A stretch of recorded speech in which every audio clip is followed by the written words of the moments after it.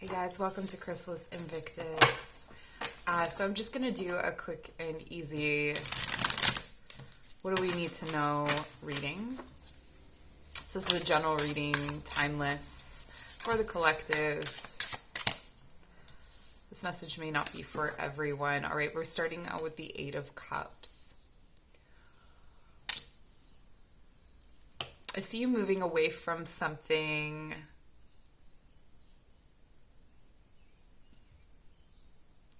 It's almost like you feel like it should mean more. It feels like there should be more emotionally attached to this thing than there actually is.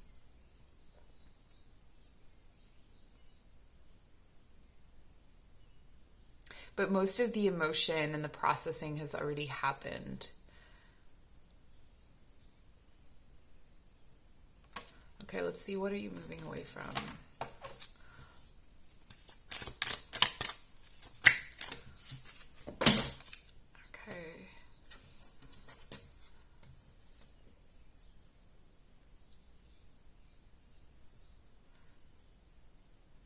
Okay, so this is actually a process of grief. There's something that you've been grieving for quite some time, something that you've been moving through for, this isn't new. This isn't something new. This is something you've been grieving for a long time. So this could be something, a person or a relationship or a situation, a way of being in yourself that you've been grieving. And so now you're moving away from that, moving away from the process of grief. I can feel that there is that sense of, and that's where it's that feeling like you should still be holding on, or it's almost like it could be guilt. But it could also just be this kind of thing of like, what is life without this grief? I do feel like the grief has been there for quite some time. Let's see what you're moving toward. What are you moving toward?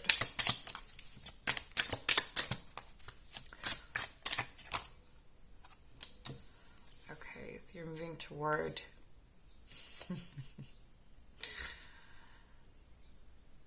All right, so the Four of Wands for me is always a portal. It's a transformational situation. So, this entire reading is about transformation. We have this movement toward a new way of relating, a new way of coupling, a new way of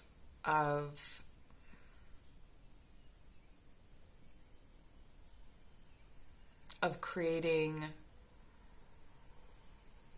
frameworks for yourself. I'm going to get some clarification on this.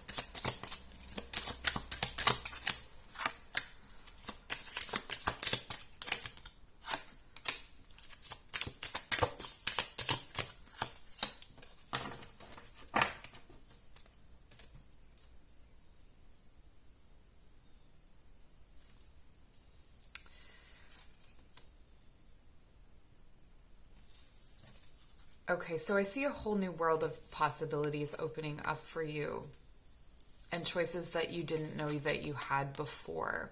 And there was something that was blocking this before. So whatever this was, this grief was blocking your ability to see the choices and options that you had before. There's a level of vigor and immaturity or inexperience that may be connected to this movement. So you are going to have shaky legs. With the Wheel of Fortune here, this is something that, and it came out reversed. So I feel like this is not something that is destined. So try not to take it too seriously. Try not to, it's not the destined move. It's not the destined thing yet. So whatever you're moving toward, if this is a new relationship, maybe looking at it as, enjoying it, maybe enjoying a physical connection. But I do see you still kind of in the space of dreaming and fantasizing and creating a new reality. You're not quite there yet. Okay, and be cautious of what you're thinking in the middle of the night, or the kinds of obsessive or pervasive thoughts that are coming in. So one thing that can happen when you move away from something that was familiar or comfortable is you cling to the next thing that you find. And so this is a warning about not clinging to the next thing that you find,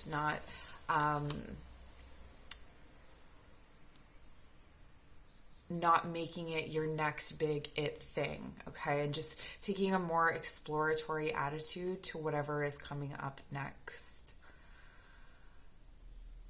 Yeah, because there's still some things that need to be kind of untangled in the larger sense. So if we think of like a collective world situation, this could mean, COVID restrictions aren't lifted in your area, or that kind of thing, or if you're watching this much further down the line, when I'm reading this. But this could be, like that's a great example of something that is holding up progress. So whatever comes to you right now, just take it for what it is, which isn't to say that it won't be significant down the line, but it's important that you don't make too much of it now. Is the message. So I'm going to get some Mystic Sisters cards just for some additional oracle guidance. We'll pull some language of flowers, and then we will close out the reading. Okay. Woo.